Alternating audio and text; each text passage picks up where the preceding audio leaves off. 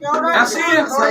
लेकिन यीशु ने क्या कहा कि अब ये सारी रास्तबाजी को तू होने ही दे, हमने इस सारी रास्तबाजी को पूरा करना है। और आज हमने उस रास्तबाजी को पूरा किया है। और इसके बाद बाइबल मुकद्दस के अंदर लिखा है, जब शागिर्द एक जगह पर बैठे दुआ कर रहे थे, जब हम रसूलों के माल उसका दूसरा भाग पढ़ते हैं तो वहां पर हमें मिलता है कि जब वो एक जगह पर इकट्ठे 120 की जमात बैठी दुआ कर रही थी तो उन्होंने क्या देखा कि आग के शोला की सी फटती हुई ज़बानें उन पर आ ठहरी और सबके सब रूह कुद्दस से भर गए और गैर ज़ुबानें बोलना शुरू हो गए। और जितने पास दूसरे इलाकों के खड़े थे वो लोग ये कहते थे शायद मेरे इलाके की ज़बान बोल रहे हैं, शायद मेरे इलाके की ज़बान बोल रहे हैं, लेकिन असल दर हकीकत वो ये था कि वो खुदा के पाक रूह कुद्दस की ज़बान थी।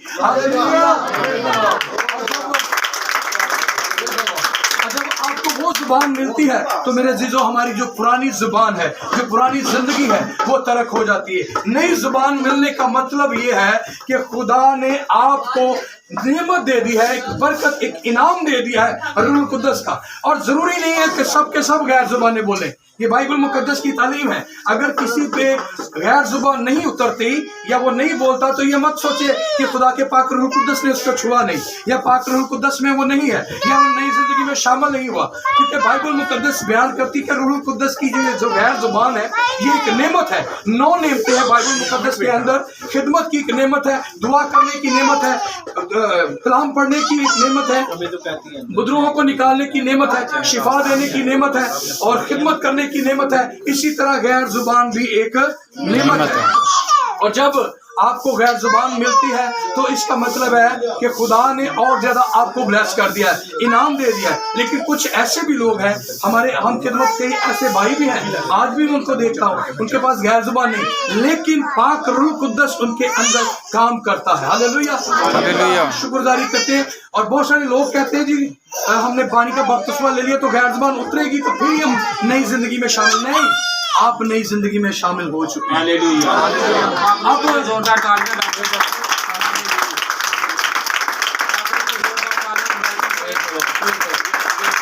अब ये आपकी अपनी मेहनत है, आप कितना फास्टिंग में ठहरते हैं। हमें जब नए नए बपतिस्मे हुए तो एल्डर सरदार साहब आज हमारे दरमियान मौजूद नहीं है, लेकिन मैं उनकी बहुत कमी महसूस कर रहा हूँ और मेरी आंखें जो हैं वो आंसू से भर रही हैं इस बात की वजह से, क्योंकि उन्होंने हम पर बड़ी मेहनत की, हमें लेकर गए बपतिस्मे लिए और बपतिस्मे देने के बाद भी हम कई अरसा साल तक इकट्ठे खिदमत करते रहे और वो हमें टीच करते रहे, बाइबल की तालीम देते रहे। और ये हौज जहाँ पर हमने बपतिस्मे लिए हैं ये एल्डर सजवार साहब ने ही यहाँ पर बनवाया था। हालेलुया। और ये इस मकसद के लिए था कि जो जाने, जो रूहें, जो भेड़ें बचे वो खुदावंद के गल्ला में शामिल हो जाएं। तो मुझे उम्मीद नहीं थी कि आज हम यहाँ पर बपतिस्मे दे सकेंगे, क्योंकि हमें और पास्टर शहजाद साहब ने एक और जगह पर अरेंज किया हुआ था।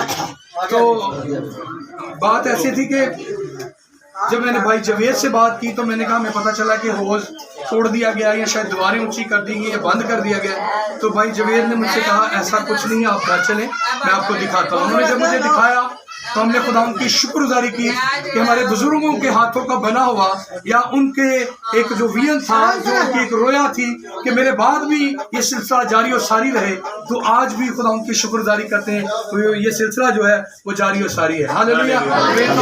हम खुदा उनकी शुक्रगुजारी करते हैं। और भाई पास्टर शहजाद साहब भी आपसे कुछ कहेंगे तो